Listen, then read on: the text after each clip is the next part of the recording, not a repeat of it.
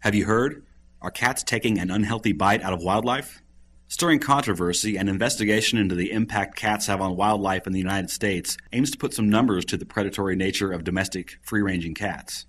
Researchers from the Smithsonian Conservation Biology Institute's Migratory Bird Center and the U.S. Fish and Wildlife Service's Division of Migratory Birds searched existing research to identify studies that document cat predation on birds and mammals. A systemic review and quantitative estimate of mortality caused by cats was undertaken, with the results further analyzed based on owned and unowned cat populations. Owned cats were defined as those spending at least some time indoors but also given outdoor access. Unowned cats constituted truly feral cats, any cats that did not go indoors, such as barn or farm cats, and strays that were fed by people. Also in this group were trap, neuter, return colonies. Seeking the most reliable data, the researchers included studies incorporating cat owners' daily records of prey returns, but not those that simply included an estimate.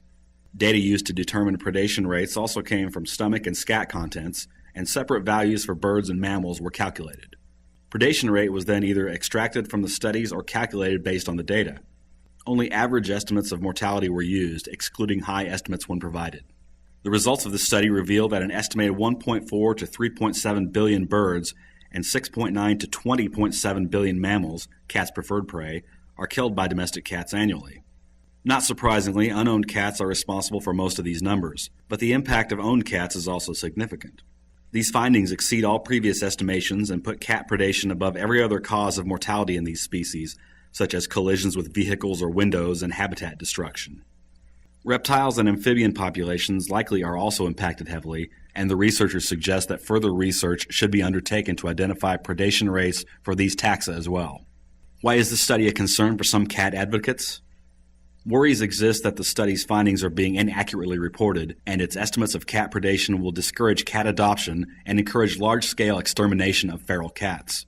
And while most concur that cats are best kept indoors for their own health and safety, some strongly believe that cats deserve a bit of outdoor time.